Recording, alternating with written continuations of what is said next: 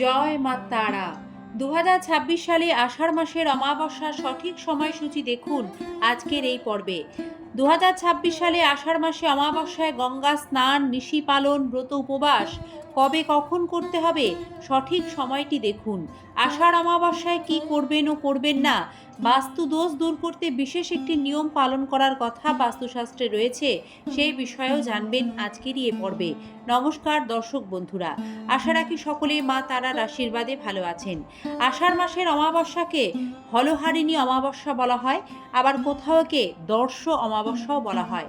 আষাঢ় অমাবস্যা হলহারিণী অমাবস্যা নামে এই কারণেই পরিচিত, কারণ এই দিন কৃষকেরা তাদের লাঙল, ষাঁড় এবং কৃষিকাজের সমস্ত সরঞ্জামের পুজো করেন।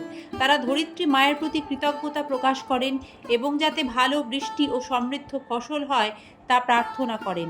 বিশ্বাস করা হয় এই দিন থেকে বর্ষা পুরোপুরি সক্রিয় থাকে, খেতে লাঙল এবং বীজ বপন শুরু হয়। সেই জন্য এই দিনটি কৃষকদের জন্য বিশেষ গুরুত্ব বহন করে। এবার আমরা দেখে নেব 2026 সালে আষাঢ় মাসে অমাবস্যার সময়সূচি।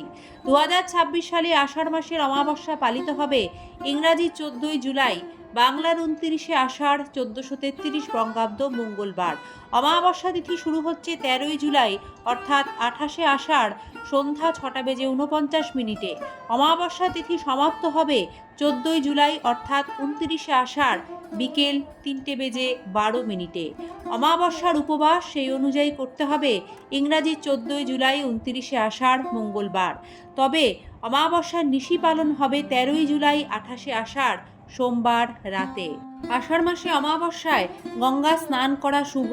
এই দিন গঙ্গা স্নানের শ্রেষ্ঠ মুহূর্ত থাকবে 14ই জুলাই 29শে আষাঢ় মঙ্গলবার ভোর 4:30 থেকে সকাল 10:43 পর্যন্ত।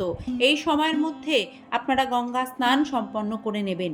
আষাঢ় অমাবস্যায় পিতৃতর্পণের সবচেয়ে ভালো সময় থাকবে 14ই জুলাই 29শে আষাঢ় দুপুরবেলা, কারণ এই সময়টাই পিতৃতর্পণ এই কাজগুলির জন্য সবচেয়ে শুভ ধরা হয়। 2026 সালে আষাঢ় মাসে অমাবস্যায় অমৃত যোগের সময় থাকবে 14ই জুলাই 29শে আষাঢ় দুপুর 12:27 থেকে দুপুর 2:10 পর্যন্ত। এবার আমরা দেখে নেব আষাঢ় অমাবস্যায় গৃহস্থের কল্যাণে কি করবেন এবং যে কাজগুলি ভুল করেও করবেন না। সনাতন ধর্মে আষাঢ় মাসে অমাবস্যা অত্যন্ত পবিত্র পুণ্যতিথি, তাই সংসারের মঙ্গলে এই দিন দেরি করে ঘুম থেকে উঠবেন না। ব্রহ্ম মুহূর্তে ঘুম থেকে উঠে স্নান সেরে সূর্যদেবকে অর্ঘ্য দিয়ে প্রণাম করে দিনটির সূচনা করুন। পূর্বপুরুষদের উদ্দেশ্যে কালো তিল ও জল নিবেদন করুন, পিতৃদোষ কাটবে।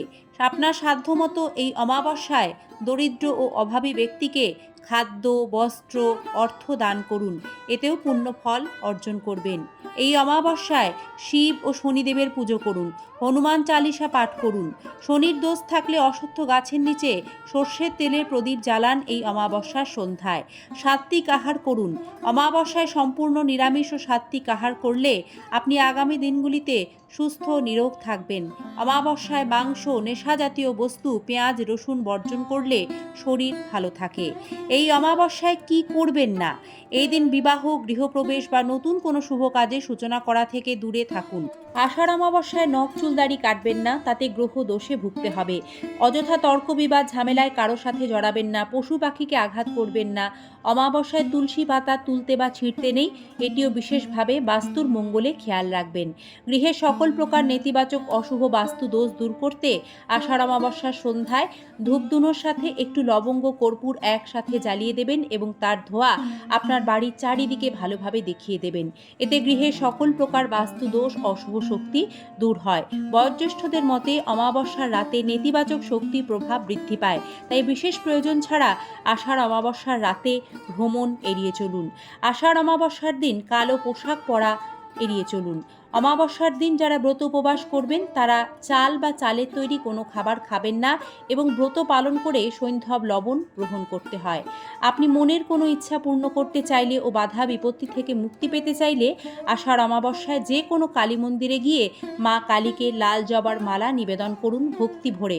অপরাজিতার মালাও নিবেদন করতে পারেন।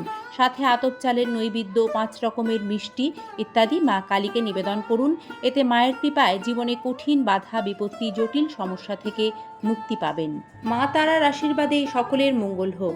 পর্বটি এখানেই শেষ করছি। সকলে ভালো থাকবেন, সুস্থ থাকবেন। নমস্কার।